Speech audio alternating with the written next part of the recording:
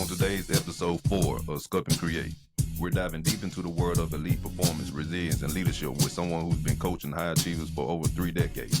From special operators and executives to top-tier athletes and entrepreneurs, Michael Ostrolenk has helped some of the most driven minds master self-leadership and unlock peak potential.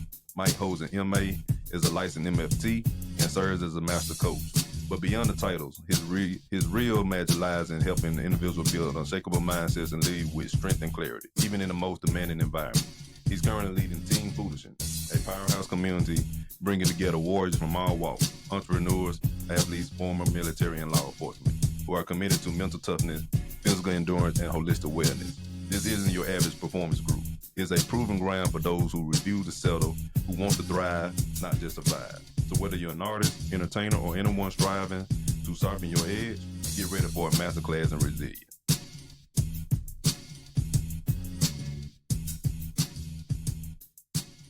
Welcome to Sculpt N Create, where fitness fuels creativity in helping artists on their journey towards their physical, personal, and career growth. And I'm your host, Trea Da Fit Artist, and here to welcome to the show, Michael Ostrolenk. If I'm saying that right? Yes, okay, sir. cool. All right, welcome to the show, man. Thank you. I appreciate having me on. Looking forward to this conversation. Before we get into everything, let everybody know where they can find you. You know, your links, shout your links out and stuff like that first. So Michael, Michael, the letter D, Ostrolenk, OSTROLENK.com. My website has all the information about my work I do with individuals and couples and the group that I run. But you can also find me on Instagram, Ostrolenk, on Twitter, Ostrolenk. I'm also on LinkedIn and Facebook as well, Michael David Ostrolenk. Yeah. Thanks for asking. All right, cool. Let's get into it. Let's kind of like talk about, go from the start. Like tell us like a little bit about yourself, as we get into it and get going. Tell us like where you from, who you are, what you do, and so on and so forth. Yeah, so I was raised in Virginia, just outside Washington, D.C. I'm 54, been around, for a long time on this planet Earth. 30 years as almost 30 years as a licensed psychotherapist, marriage and family therapist. Last 25 as a coach. I spent about a decade working for Commander Mark Devine at SEAL Fit, retired Navy SEAL commander, running various programs of his, helping them launch programs. I've also worked in the human optimization space at a clinic here in Austin, Texas. We were just talking about it offline. We call it Apparent Joy. So I have a lot of work in the kind of human optimization, resilience space, but also relationships. Okay. When you say relationships, what do you mean? Like. So I work with. Yeah. So I do a lot for almost 30 years now. I work with married couples or people in relationships. So they don't necessarily be married, but in partnerships, long-term partnerships. That's that. Cool. Like, I didn't know if it was like business relationships, family relationships, something like that. Yeah. Okay, cool. Yeah. All right, and you said you was in the Army or the Navy? No. I was just saying that one of the people I worked for was Commander Mark Devine, retired Navy SEAL commander at SEAL Fit, the company. I've been fortunate. I've worked with quite a few people in the Navy SEAL community. And actually, I coach a men's group right now with J.C. Glick. He's a former Ranger. So I cheat on the Navy Army, but I'm not a Navy guy or an Army guy. And when you were working with them, what would you say you were doing? Like human optimization, is there like mental things or something in their business or getting back into civilization and so forth? So I can walk you back and tell you a little bit of a story, which will help explain what I did for them. If that's go ahead. Yeah. So as I mentioned, I'm 54. When I was 39, my wife at the time asked me, "What do you want to do for your 40th birthday?" And she was expecting me to say, go to the islands, you have a good time, hang out. Because of the work I was doing, I was like, I want to go train with the Navy SEALs in the civilian-oriented program.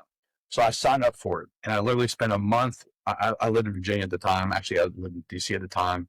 But I spent a month in California, San Diego area. And it was a training program. It's called the 3-week Soft Academy. It's more like 4 weeks. And it was a training program, young men in their early 20s. I was almost 40. You wanted to go Navy Special Warfare. You wanted to become SEALs.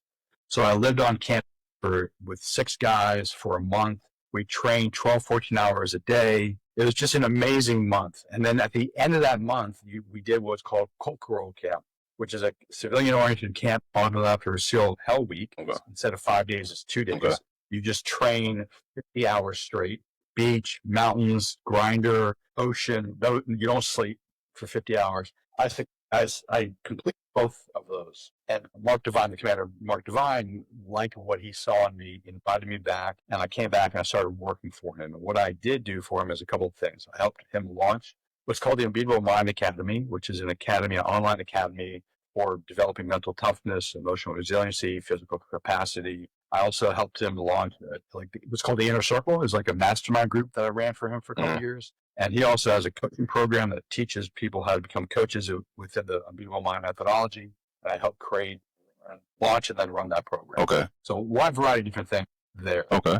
I got you. And so like now, like fast forward, like what sort of things do you help within that particular, organization for its human optimization, and, what you built from there? Yeah. So I'll share with you, for instance, like I mentioned JC Glick, who's a former Army Ranger, great dude. He and I launched what's called Resilience Optimized Men's Group. It's a men's group. Cohort number 2 is coming up online here in a couple of weeks. It's a 6-month program, and it's about building more resilient men.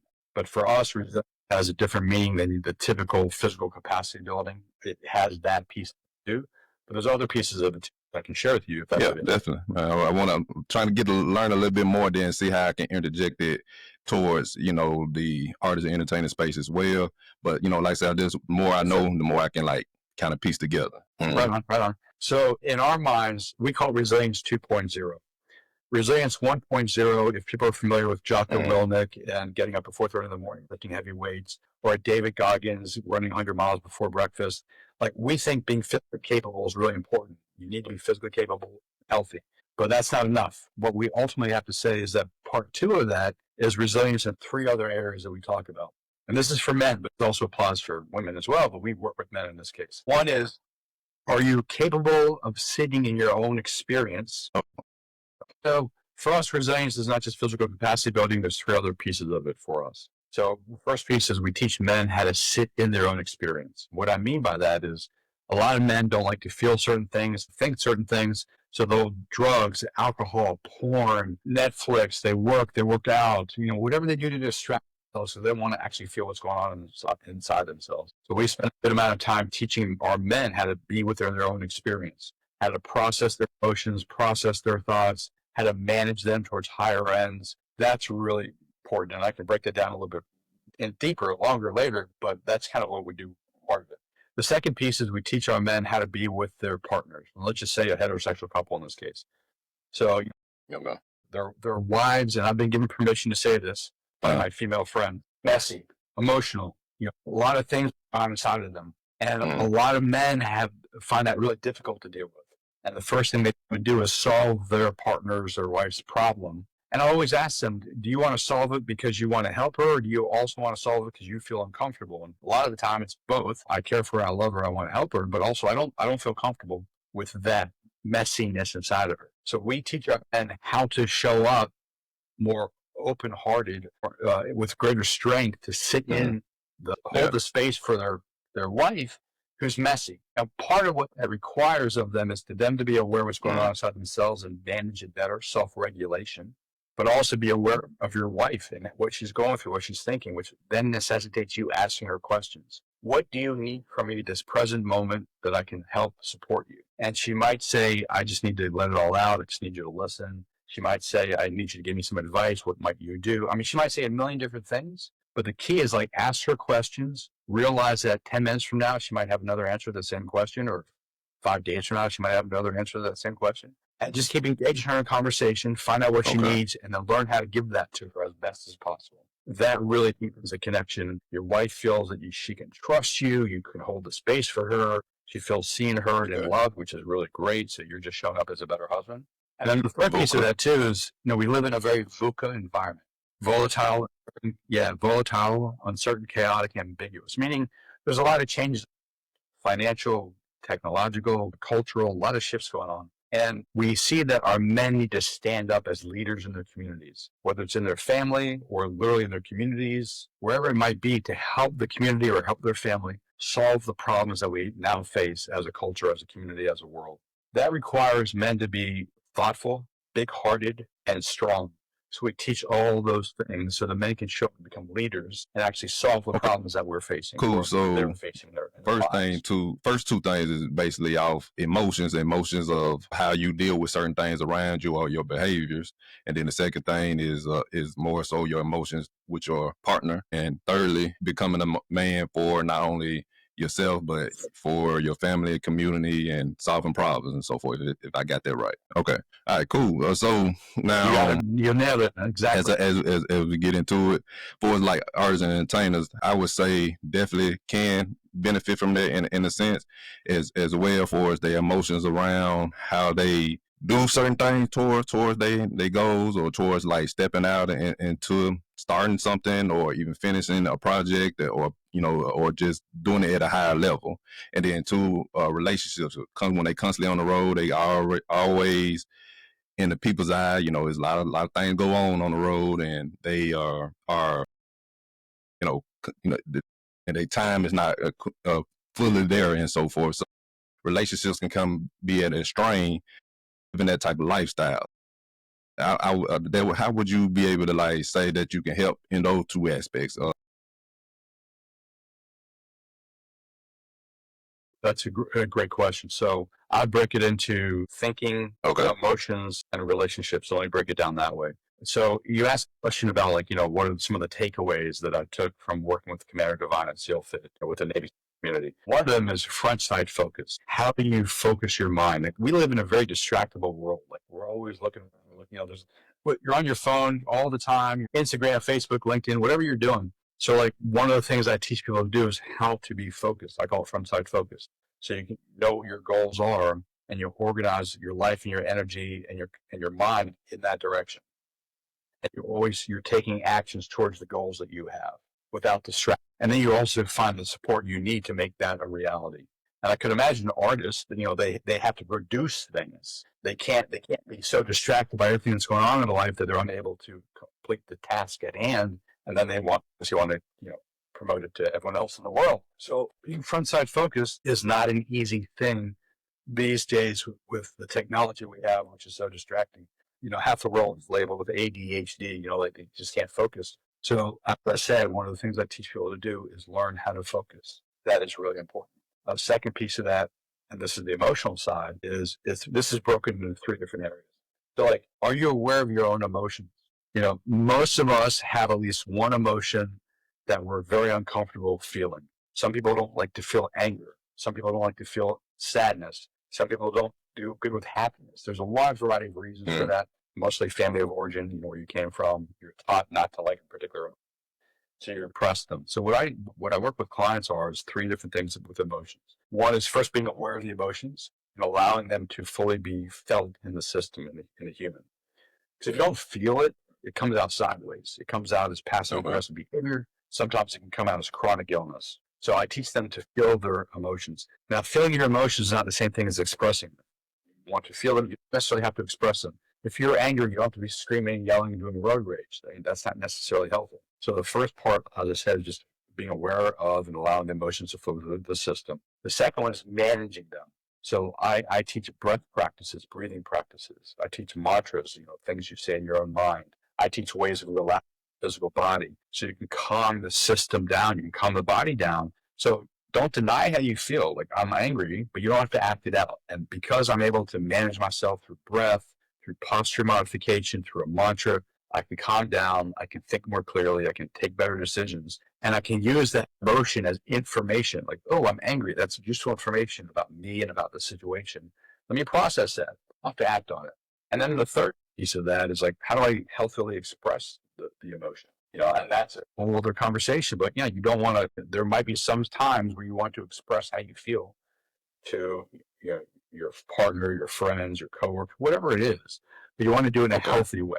And that's also what like I said, for the relationship side of things, they usually, like, especially with artists, music artists and so forth, they constantly like moving around and all that. So it's kind of like takes a strain on them having a healthy relationship. So what would you say to somebody that's in the entertainment industry that wants to have a relationship but can't find a way or the time or how to navigate that fully or effectively as that relationship would need? That's a great question. So I would suggest, and let me just say, let Okay. me just start with someone who's already in a relationship. That's a little bit different than finding one. But I would say what's really helpful is a few different things. One is ensuring that Okay. friendship is the foundation of the relationship, meaning that each person cares so deeply about the other person that they want what's best for them. They want what's Gotcha. best for the other. Both people have to feel that way, because what's best for the other person might not be what originally, what the original relationship was about. Maybe they need another way to structure their relationship. But friendship, what's best for each other. A second piece is just honesty. Now, being honest is hard. We are taught to withhold and to do white lies and be sneaky and stuff like that because we're afraid of hurting someone else's feelings. I get that. But what's really important is Yeah. if you can start off your relationship just being 100% honest, both of you. You're both dealing with your reality of the situation. And then you also want to work on your communication skills on how you express your truth and your communication skills on how you listen to the other person's truth. Because if if I was in a relationship with a particular person, I shared my truth and she got so upset she screams and yells at me, most likely I'm going to be less likely to want to share with her. Whoa, that didn't work out very well. So the more that happens, the more I start shutting down. But if we have really good communication skills where she is available to say that really bothered me, it really upset me what you said, but I understand where you're coming from because we've been talking about this, and let's have a deeper, longer conversation about it. Then I'm like, oh, okay, this is hard, but at least I can share my truth, or you can share your truth with me, and we can have a conversation about it like adults. So I'd say friendship, also good communication, being honest or truthful. And then I'd say the fourth thing is being conscientious, meaning like you to think from me to we.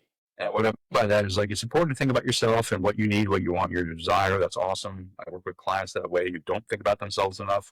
But you also want to think about we. What does my partner need? What can I provide to them to help them feel more secure, more loved, more seen, more heard? And it could be as simple as like I write her or him a love note. I send them a song. I text them to say I'm thinking about you.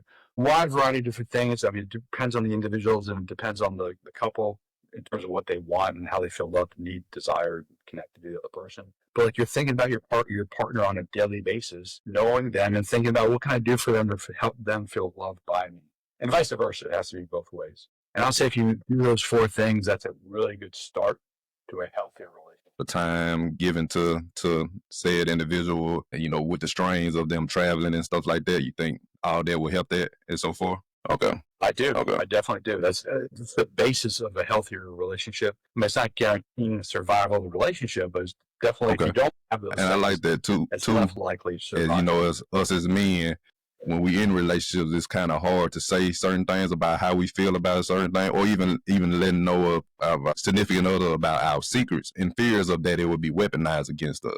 So, like, how would you what would you say to that? Like, how can that be remedied? Because it goes to what you were saying about communication. How can the guys convey that to their partner without fear of consequences, like it'll be brought up later on? Yeah, so that's a tough one. And what I always have my clients do, my couples, is come up with agreements like you do. Like most of us in relationships, we don't operate on agreements. We come in and we just kind of wink, wink, nod, nod. This is the way things are. And we kind of do things as we learned in the past. My suggestion for all couples is to sit down and say, let's come up with an agreement on how we're going to deal with particular issues in our lives. Finances, children, conflict, whatever it is. Well, let's just stick with it. Let's just stick with the conflict. So we have conversation, literally can take a couple of hours, like how you don't do it in the middle of a conflict, but you do it in preparation for future conflict. Have a conversation, how would you, in a really healthy way, deal with conflict? And you come up with an agreement around that. Part of that agreement could be we're not allowed to use what we hear from each other against each other, and then define what you mean by that. And then you have to live by that agreement. Now, that's the tough thing because, this is where when I work with couples, I also work with them individually because it's one thing to say, yes, I agree to that. I'm not going to use that information against you. I'm going to remain calm, cool, collected. I'm not going to scream and yell. And then you get in the middle of a conflict and you get triggered and you're all over the place. You're excited, you're angry, you're frustrated, whatever. And all this stuff comes out. So agreements are important, but also learning to regulate yourself in the middle of a conflict is just as important, so you don't say dumb shit. Yeah. And you don't violate the agreement.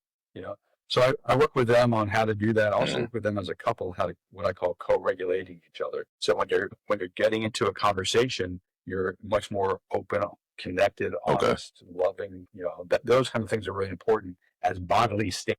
I feel this way. I'm thinking Okay. this way. I like Then that. we can have this. So basically, like risk aversion, like you kind of talk about it, talk it out, like how it would be in a scenario before it happens, and then kind of okay, I got you. Kind of like when they say that we won't go to bed angry or something like that. In that case, okay, I got you. Okay, all right. Exactly. So for the emotions, we often are not on the relationship side, but us as guys again, and I like that you do help guys. We are told to suck it up, don't show our emotions and so forth, and it does spill out to everything as we get older, and it does cause us harm. So what would you say to a person expressing their emotions in a more healthier way instead of just acting out like you was saying earlier as well? So that's a great question. So I would say it's a couple different things. Okay. One is, like, let's just sit with anger, because anger is a great one. So, and I don't mean violence. That's a completely different conversation. But let's just say you have one of the guys has a lot of anger in him. So I will work with them on how to manage his own nervous system, so he can learn to calm himself down. So he's not reactive. He's at choice. There's freedom there. Because when you're driven by your emotions, there's no freedom.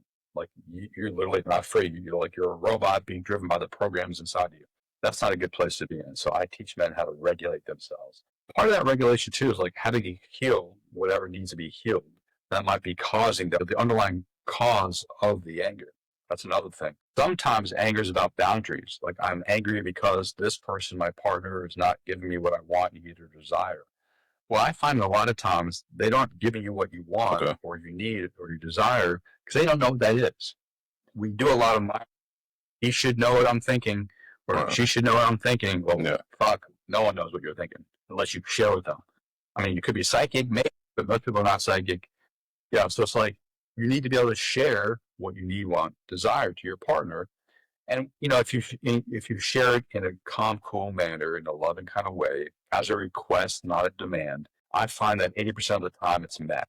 And when your needs, when desires are met by your partner, you're less likely to get angry about shit because you're getting your needs met. Doesn't mean it's always true. Sometimes you might run into something that angers you. And the question is, okay, I manage myself and then I try to figure out what's making me angry, what's underneath the anger. And then I have a conversation with my partner. Something like along the lines of like, when you said or did X, it really upset me or pissed me off or made me angry or whatever it is. And here's why. And I explained to her why this bothered me. And then we have a conversation about it. Now, if I scream and yell at her, you bitch, and why'd you say that? That ain't going to go anywhere. Like, you're pissed, you're pissed. Yeah. That's great. That's just going to lead down the spiral of the shitter. But if you can articulate really clearly what it is and have a conversation with her and she's open to the conversation, she's in a learning place that she wants to learn more about you. You're in a learning place, you want to learn more about her. You have that conversation. Okay. You can learn to deal with the emotions a lot healthier. I'm not saying deny them, feel them, manage them, and learn to Gotcha. There's more building up that emotional intelligence, basically, right? Okay.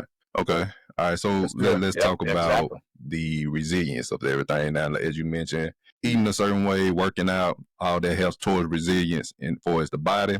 But it definitely deeper as you stated. So tell us about that. Like in what other ways can you build resilience? Yeah. So let's use your audience, artists and stuff. So I'm sure they have to work really fucking hard, right? It's like a lot of work. I swear. Okay. And you want your mind clear, you want your mind powerful. In order for part of that to occur, you need to have a healthy body. So when I work with clients, one of the first things I do is what I call the physiological steps before we even hit the psychology stuff. And the physiological stuff is like, how are you sleeping? Yeah. If you're feeling like shit, your body's going to feel like shit, your mind's going to feel like shit, you're going to be less productive. Diet and nutrition. What are you eating? Really important. Let's look at your diet and nutrition.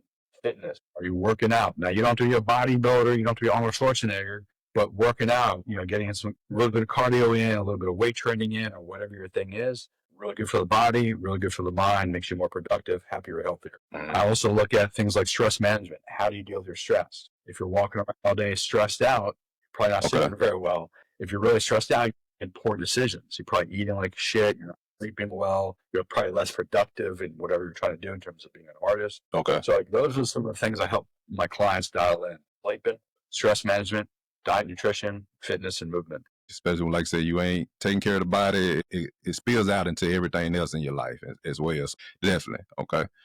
Business side of things, like I like to talk about the grind in a sense, like how you know the start of your business here. Like, how was it for you? Was it hard, or was it, you know, things where you felt like quitting, where you kind of doubted yourself, and up until now, you know, for your successes and so forth? And if you want to even mention any successes, let us know about those as well. If you want to mention any successes, like what's your biggest success story, who you have helped and everything. Yeah. Yeah. Yeah. So, you know, I've been really lucky because I've been in this space since I was 9 years old. I had a therapist who taught me biofeedback, guided imagery, meditation, got me into martial arts. I've been in the martial arts for 40 plus years. So I've done a lot of training in the kind of the self-mastery, mindset work, things along those lines. And now, obviously, for the last, I've been doing this professionally. So if you'd ask me, like, I'll name 2 success stories, and then I'll say how I keep myself from falling off my own wagon when I'm having tough days. So I would say completing Kokoro Camp, the 50-hour camp on after Hell Week for the Navy SEALs, was an amazing accomplishment for me. I did the month-long thing and then the 50-hour thing. And I was double the age of most of the guys I did the month-long thing with. So I love that. I'll give you 3. Last summer, I did a 50-mile go ruck. You throw a weight on and you walk for 50 miles, and our team completed it. It was awesome. And then I'll say one other thing that stands out for me, which was probably one of the best things for me as a success, is I have a good friend who was suicidal, and I was coaching him, but he also became a good friend. And he chose not to kill himself. He's still here. And I would say that, like, you know, him being still alive as a result of my friendship and support and coaching, I mean, that's probably the most awesome thing in the world, because he's a great guy. Definitely. That's a blessing. He's married, so his wife still has him in his life. He has kids with the kid life. So I would say, you know, that's the best thing for me. And then the other things are kind of is you know, what you saying that led me to think about, I was on a guest appearance of this guy named Rich, and he's an artist himself, graphic designer, and also he does artist recovery, so where he help mental health with artists and so forth, and they go through a lot with dealing with certain pressures of society, certain pressures of the job, and just really managing the day-to-day. So what would you say to a person that's building a resilience in the mentally, you know, that's keeping sane, not just really just managing their emotions, but just keeping sane through all the adversity that they are going through, the trials and tribulations, the challenges and all that they go through on a daily basis as well? No, that's a good question. And I look at things in kind of a holistic fashion. So I would say, like, you know, what can help one get through the day-to-day stuff is, as we just shared, your physiology, eat well, nutrition, limit your alcohol consumption, limit your drug consumption, close to zero as possible, because there's health consequences. Get your sleep, deal with your stress, all that stuff. And I'll also say, too, make sure you have support. That is so important. And it could be professional help, like a coach or a therapist. That's fine, but I don't even just mean that.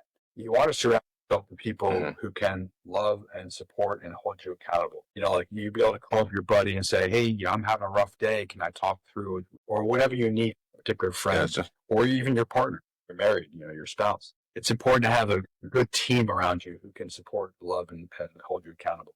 I'll say that. And the day-to-day stuff, like, I think what's important, too, is what I call AM and PM rituals. You want to have a series of habits you do in the morning to get your day started, and you want to have a series of habits to end your day, to get your day ended, to preparation for sleep and the next day. And I think those as bookmarks for your day can get your mind right, or help get your mind right, your body right, your heart right. That way you can take on the day. And I can walk through suggestions on both sides of that if that's okay with you. Okay, so I'll walk through my morning ritual after your morning ritual, but like just some ideas of what I do. Glass of water, lemon, and a little bit of salt, just to rehydrate after the day. Perfect. I get up, and I love music. So so you I was born and raised on rap, so I really listen to rap. But go ahead. Yeah. But go ahead. We can never talk a little more on that. But go ahead. Yeah, no, 1988, Public Enemy. I went to see them in concert. Yeah. I grew up in Washington, D.C. I went to as many concerts as a kid as possible. I was like, white people in the stadium because rap at the time wasn't as popular as it is now. But I love rap. So like, go out, I'm pointing over there because that's my little living room. I turn on music. I dance around a little bit by myself, like the blind straws that no one can see me because I'm not that great of a dancer. But that just gets the energy in my body moving. And I'll throw in a little bit of mobility work and a little bit of yoga just to continue the movement practices so I can loosen up the body. And then I'll do some breath work to kind of energize the body. And then there's a meditation I do for a few minutes. And then there's some gratitude work I do. I think gratitude is so important. Even if you're having the shittiest day or week or you think your life, like there's always something to be grateful for. Something you can hold on to. Thank God for being alive. Thank God for your spouse, your kids, your dog. Something. I do a daily gratitude. Just proof coffee, and then I go to the gym and work out. You don't have to exactly do something like that, but that helps me. The meditation gets my system relaxed and focused. The gratitude practice opens my heart. The dancing and ability, yoga work kind of loosens the body. And that's, for me, a great way to start the day, every day. And then the end of the day, I do this, and I have my clients do this too, is like reflect back on the day. What did you learn? What are your wins? What can you do done better? Not to beat yourself up, but just learn from the day. And then what can you do to relax the body in preparation for sleep? For me, for instance, I listen to binaural beats. You can get them on Spotify. Binaural beats? Okay. Binaural beat. Yeah. You can get them on Spotify. You listen to them and they relax you. And I like them in the background to kind of relax my system in preparation for bed. I can do a guided meditation just to relax me, get me ready for bed as well. I take magnesium supplements, which also relaxes me. So I reflect on the day. What did I learn? What are my wins? Then I do all these things to relax the body and the mind so I can get a good night's sleep. Definitely. And then rinse and repeat the next day. And then rinse and repeat the next day. And I find that just having a series of habits or disciplines in the morning and the evening is, like I said, is a great way to get the body, mind, and heart ready for the day. And then to calm it down in preparation for sleep. So basically have a daily routine for yourself before you go out and tackle the day. I guess. Okay. So not just pertaining to the artists and entertainers, but like how do people conquer their fears? Like fears of just getting started with something, going for their dream, going for whatever goal that they have in life or want to pursue. How do they conquer those fears, those inner fears or inner thoughts, in their mind that's keeping them, holding them back? What would you say to that? Yeah, and that's a great question. And I'd say like, if I can make some general recommendations, but it's more specific to the individual. So what might work for you might not work for me, might work for someone else. So I just want to make that clear. A few things is to reflect on your courage to date. Your courage to do what you wanted to do. Now you might be fearful, I don't want to do this because I'm afraid. But if you can remember back a week ago, a month ago, a year ago, or 10 years ago, 15 years ago, to a time when you felt your fear, you did it anyways, and you succeeded. Keep remembering that you have the courage. You've shown the courage. You've lived courage courageously. You've survived whatever life has thrown at you, and you've succeeded somewhere in your life. Because that is the ammunition, or I should say, the fuel for your continued growth and development. Remember how fucking awesome you are. Remember you're a badass. Remember you're courageous. Remember you're a risk taker. You've done it before, and use that kind of energy to propel you into the future to do it again. You've done it once, you can do it again. Have that as a mantra. You can also do breath practice too. Like you're getting all anxious and you start holding your breath, chest breathing, deep, slow abdominal breath. You relax the system and then do the mantra, I've got this. I remember successfully put those two together. You also want to have a clear plan of action. This is my outcome I'm seeking. These are the 5, 10, 15 steps I need to do. Here's the timeline do it in. That way you're really clear. You know exactly what you need to do each step of the way. So it's not overwhelming. If you don't have a plan of action, I say that all the time. Everything becomes so overwhelming. How am I going to get all this stuff done? You create a plan and you know each and every step. And that's really important too. And then get some support. I'm really a strong proponent of support. If you have a friend, a good buddy, you have your spouse who can just sometimes kick you in the nuts to say, that's just bullshit. Quit thinking that way. Sometimes give you a hug because maybe you need a hug. But you just need someone to keep you from thinking in your own bullshit sometimes. I got you. Sure you take it. And you mentioned that, having that support twice and so forth. Like I would say, what would you say to the person who think they are alone? you know, because sometime in business and going for yours, you can kind of, you have that vision, nobody else had that vision for you, and you kind of feel like you're going at it alone. So it's not really nobody you think you can talk to. So what would you say to that, a person that think they can't go to nobody? Yeah, so a couple of different things. You can get professional help. You can hire a coach like myself or a therapist. Mm-hmm. There's nothing wrong with getting professional support for whatever you need if you don't actually have an individual in your life. If you happen to be religious, talk to your minister or your priest. You know, maybe they can be supportive of you and help you think through from, you know, more of an inspired by a godly perspective to push you forward to do what, you know, God put you on earth to do something, right? So like if you can be reminded of your divinity and how important you really are in God's eyes, if that's your trip, like if you're religiously oriented, do that. You know, talk to your minister, or your priest, or your rabbi, or your mom, whomever your person is.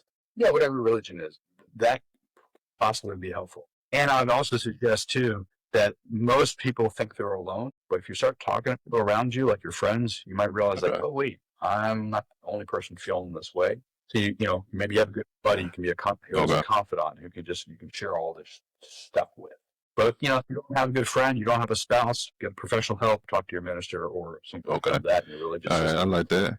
Now, for like just handling tasks and getting to said goal, and whether it be relationships, whether it be, you know, in the industry or whatever, you know, entrepreneur type of grind, getting the tasks done, getting things done. Like, how do you help with that? Like, how do a person like just get their, you know, tasks done on a daily basis to get to say a goal they want to achieve? Yeah. So okay. I like to joke with a couple of my clients that I'm a really good nag. I can really nag them. So like I work with them to create a plan of action. This is your plan. These are the steps along. Here's the outcome. Here's a plan. Part of the plan are all these micro steps to get you to each goal, to each goal, to each goal, to the outcome you're seeking. You take that plan and you put it in a calendar. Mm-hmm. Literally, you have to put it in your calendar. If you use a calendar, put it in your calendar. Because every day you need to be seeing like, oh, at 9 a.m. I need to be doing this. At 12 a.m., 12 p.m., I need to be doing this. Like you need to block off time. That way you're less likely to get distracted. Oh, I didn't know. You're all over the place. You're watching TV, Netflix, porn, whatever the hell people do. Like, no, you have a plan. Okay. Throw in your calendar, and then you share it with someone else. So they help you accountable. And it could be a therapist. It could be a coach. It could be your wife or your husband. It could be a buddy of yours. But someone who's going to be like regularly check in on you and say, hey, are you doing this? Have you reached that goal yet? Oh, fuck, I haven't. Well, you need to be doing your stuff. No more bullshit. Okay. If you really want to succeed, you need to do X, Y, and Z.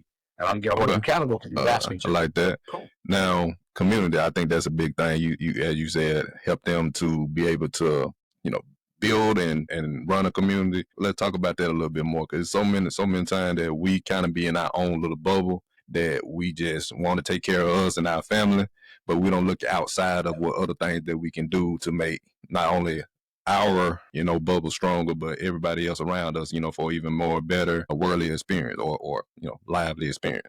Yeah. So I look at community in two different ways. I call communities a practice. So like if a client comes in and they're like, hey, I want to get in better shape physically. I said, do you want to do this on your own? Or do you want to do this as part of community? I want to be a part of community. I'm like, cool.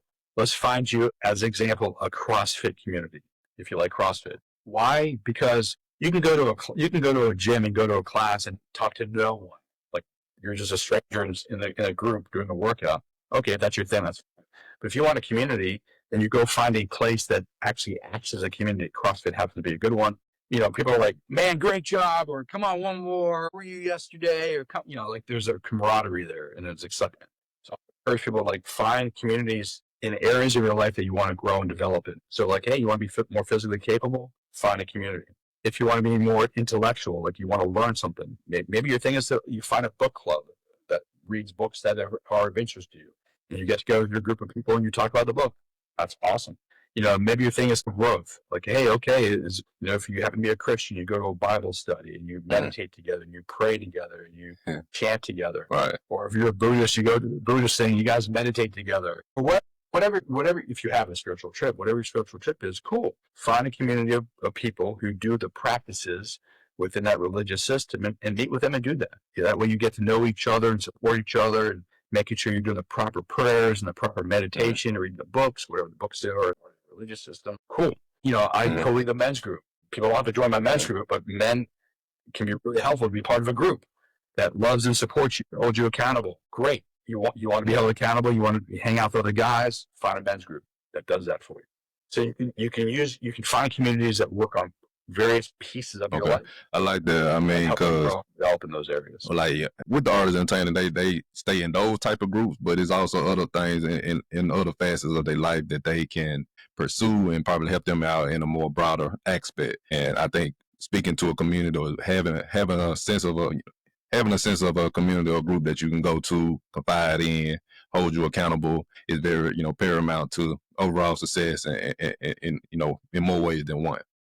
So, yeah. Okay. All right. So now we can go back into the fitness. We didn't really talk about fitness. We talked about it briefly. So do you help them a little bit with the fitness aspect or in what ways do you do that?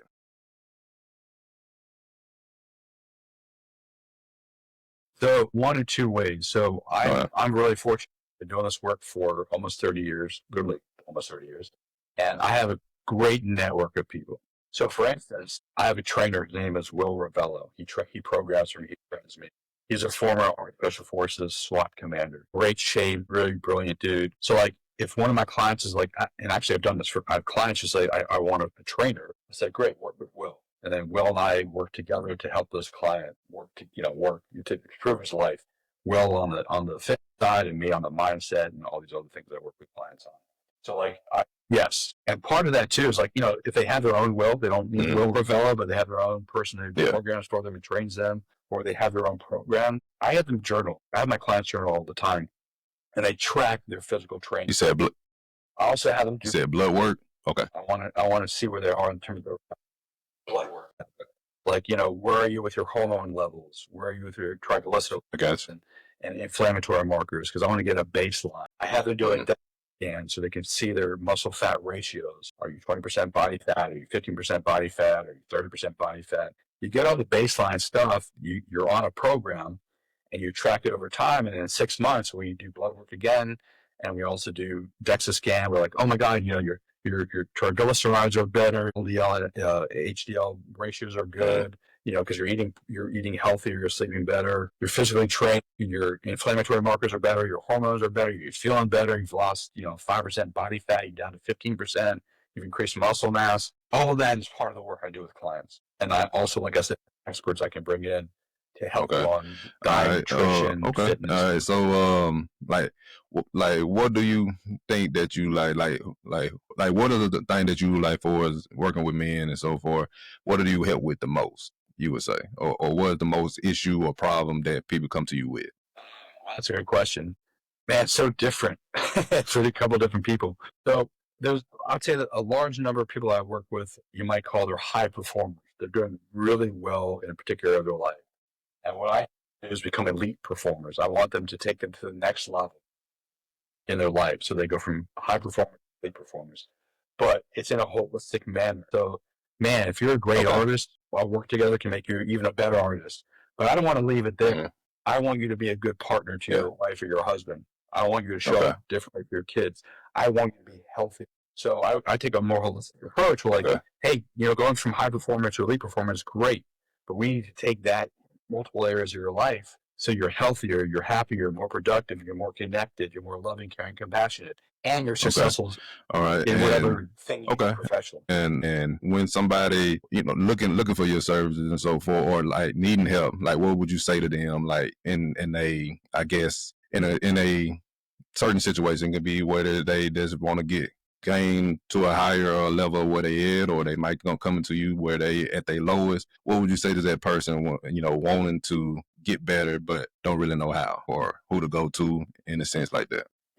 So I would say two different things. So in my work with individuals, I have a 6-month program. It's very comprehensive, physiological, psychological, social, and environmental change to work on. I work with couples. It's also a 6-month program.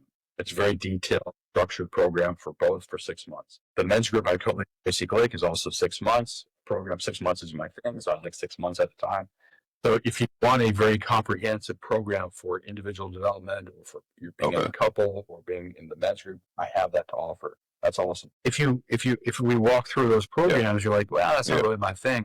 I've been doing this for 30 years. I have people You don't work with me, I got you. I can make a referral and find someone that's going to be a better fit for Okay. you. That's All right. So easy as well. what would you say the biggest like takeaway out of everything we've been talking about, like that anybody can get from this for us guys? Because that's who you say you mostly work with, right? Or do you work with women as well?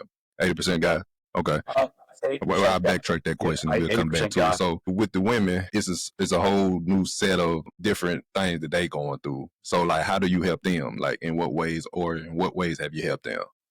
So I'll give you an example. I'll give you an example that kind of explains quite a few of the women I work with inside couples, because I do a lot of my work with part of a couple or our relationship work. What I find is in our present day country here in the U.S., because the way women are socialized and also the demands on them in the workspace, they have to be working. It's a very masculine oriented place. Get up and go, hyper focused and front side focused, and go. Okay. There's not a lot of opportunities for women to be more feminine, receptive, by breathing, relaxing into their body, moving freely. So a lot of what I do with some of the women I work with is teach them, hey, nothing wrong with being focused and meet your goals and doing the thing. Cool, that's awesome. But I think balance is really important. Part of that balance is learning to engage your feminine a little bit. Being in your body, being more in flow, being more sensual. So that's a lot of what I teach them to do, is relax into their own bodies, into their own senses. Right. Because once they do, their men love that. You don't want two men in their relationship, meaning masculine men fighting each other. Nothing wrong with two men if you're a homosexual couple. My point is in the most cases, most men lean more masculine. Nothing wrong with having feminine traits in the man too, integrated, balanced. But if you have both a really masculine orientation, it leads to a lot of conflict. But if you teach the woman to relax into her feminine, giving permission for the man to kind of accentuate his own masculine, it's a nice balanced dynamic. It increases intimacy, increases playfulness, increases fun, pleasure, all that good kind of. And not to get into this ain't that type of show, but not to get into that men go against women kind of gender wars. But like, what would you say to the women like who feel that if they do get into a more submissive, feminine type role, that like, what would you say to them? Like they feel like they being controlled, by men and so forth. So what would you say to them that feel like that? Yeah. So I would say, I'm not suggesting they give up their own boundaries, their own needs and wants, and they completely be receptive to whatever the man wants as leader in the family. What I'm suggesting is that they still articulate what they want from a man, what they need from their husband or their partner, what they desire from them, and have the boundaries that you need. So you're not walked on, you're not, taken advantage of, all those things. All that stuff is really important. That's why, I work in couples. It's so important that, both be integrated and healthy in the integration of the masculine and feminine, but really good communication, because it can be really scary for a female to be more receptive and then feel like the guy's taking control and controlling her. She doesn't want. So she still has to have boundaries. She has to be clear on what she wants and needs and be able to articulate that to him. And the man listen. Like, that's one of the problems I found with a lot of guys. Like, they hear, but they don't listen. They need to really listen deeply. Okay. What their partner wants and needs from them to feel safe. Okay. If the woman feels safe, she'll open up to her feminine. Okay. If she doesn't feel safe, she's I got you. I don't want to go too deep into it, because I can do another talking point, but this ain't the part of the show. But I just want to definitely be where you say you work with women, so I wanted that to be kind of portrayed too. So how you help them. All right. So what would you say be the biggest takeaway from everything that we talked about here today? For us, like a guy trajectory, tapped into his emotions, building that resiliency, having that sense of community, and having better relationships and so forth, all in a whole, to be the best person that they can be, and in that flow into their life and their career as well. So what would you say the biggest takeaway from all this that you can give to them? Yeah, one, it's really important for let's choose men in this case, but it's for both of them, for men to be more self-aware of like what's going on inside of them, and to be able to manage it or regulate themselves a little bit better. That's the first thing. Awareness and regulation of what's going on inside of you. And then learn to healthily express it. The second thing is actively listen. Like, if you're in a relationship, listen to your partner. Listen to what she's saying. Put your effing phone down. Look at her in the eyes. Make sure she that you understand what she's saying by, reflecting back what you hear her say. Like, you really want to engage with her, show her that you care, make her feel safe, seen, and heard, and loved. So, aware of yourself, regulate yourself, learn to listen deeply to your partner, have a deep, honest communication. Then I would say the last thing, and this is for all human beings, those things are all for human beings too. Women should also, do the same thing, but also kindness. Like, we don't have enough kindness in our world. Whether you're religiously motivated or not, that's up to you. But like, the smallest act of kindness can change someone's life. Like, I've heard stories where someone's literally getting ready to kill themselves. They're suicidal, and some random stranger does something kind for them. Oh, it changes their world, lights them up, like someone cares, and they decide not to kill themselves. You can imagine the ripple effects of not killing yourself. And it doesn't even have to be that extreme. Like, just the smallest thing. Someone could be having a bad day. Be kind to them.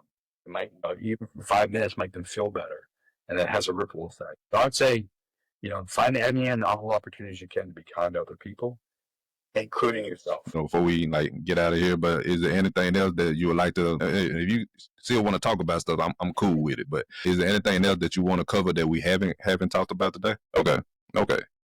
Oh yeah, I'm definitely good, man. Like I said, I just want to make sure. All right, so again, man, glad to have you on the show. But let everybody know again how they can find you, your services and stuff like that as well. Where all you are located and so forth. Yeah, sure. Cool. Ostrolenk.com is my website. And you can probably find me on Instagram. That's probably the easiest place. I'm Ostrolenk, Ostrolenk. All right, cool. Y'all check Michael out and being a better man, better woman, and all things in growth and personal growth, physical growth, and mental growth as well.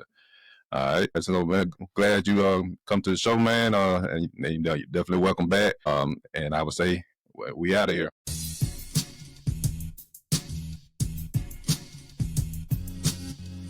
Thank you for tuning in to this episode. If you enjoyed it, be sure to follow us on social media and subscribe to the show wherever you listen to podcasts so you never miss an episode. If you are looking for fitness coaching to help you reach your goals, want to join our animated network for fitness guidance, collaborations, networking, and community, or are interested in being a guest on the show, check out the links in the description. Stay creative, stay fit, and we'll holler at you next time.